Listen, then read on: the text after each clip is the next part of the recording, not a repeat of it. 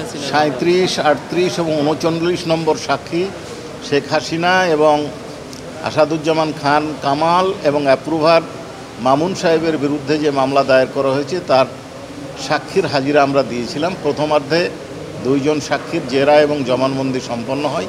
Second হাফে পুলিশের SI সশস্ত্র আশরাফুল ইসলাম তার জবানবন্দি দিয়েছেন। তিনি পাবলিক ওয়ার্ডার ম্যানেজমেন্ট মিরপুরের ব্যারাকের কর্মরত থাকা অবস্থায় তাকে 5 তারিখ সকাল 6টার পরে শাহবাগ থানায় নিয়ে আসা হয়।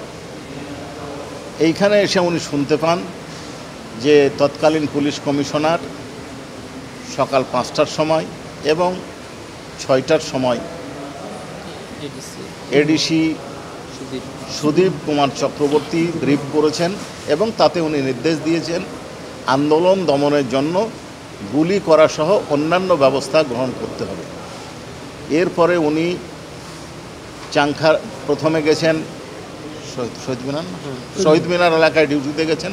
তার নেতৃত্ব দিয়েছিলেন শাহ আলম মোহাম্মদ আক্তারুল ইসলাম, ইমরুল, ওসি আরশাদ এবং আরও অনেক সদস্য ছিল।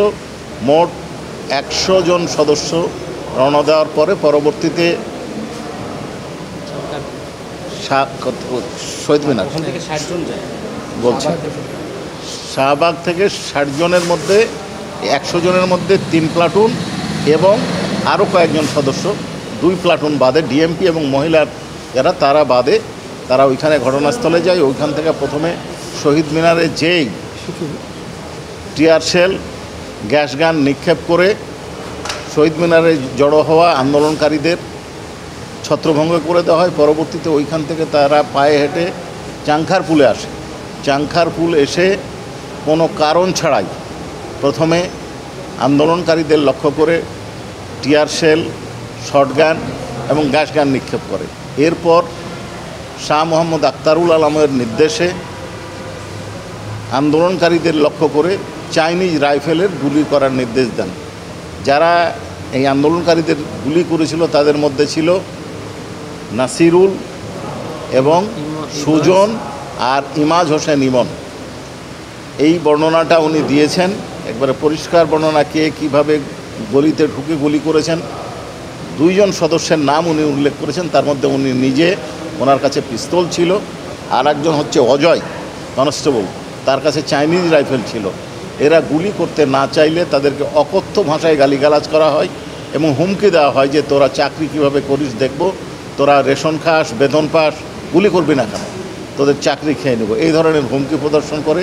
এবং সে নিজে এডিসি শাহ মোহাম্মদ আক্তারুল ইসলাম নিজে একজনের কাছ থেকে চাইনিজ রাইফেল কেড়ে নিয়ে আর একজনের হাতে দেয় এবং সে গুলি করে।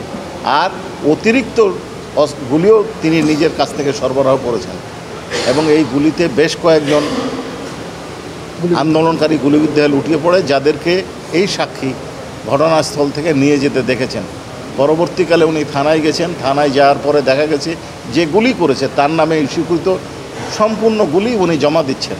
তখন তাকে জিজ্ঞাসা করা হলো যে তুমি গুলি কোথায়, তুমি তো যত রাউন্ড তোমার নামে ইস্যু হয়েছে তত গুলি তো তুমি জমা দিতে পারো না, তুমি গুলি করেছো, আমি নিজে দেখেছি।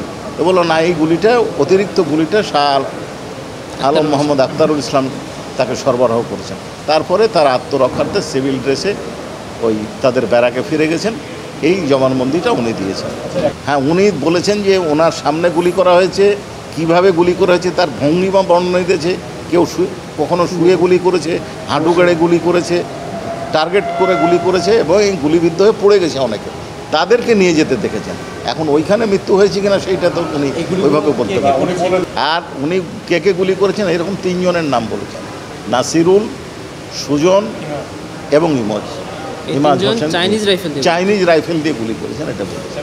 উনি যেটা বলেছেন যে আইনে প্রপোর্শনের বল প্রয়োগ, অর্থাৎ আন্দোলনকারী যদি আক্রমণ না করে তাদের উপর কেন গুলি করা, অর্থাৎ কোনো কারণ ছাড়াই আন্দোলনকারীরা কারণ ছাড়াই গুলিটা করা হয়েছে, অপ্রয়োজনীয়, অবৈধ, এটা নির্দেশ দেওয়ার কোনো প্রয়োজন ছিল না।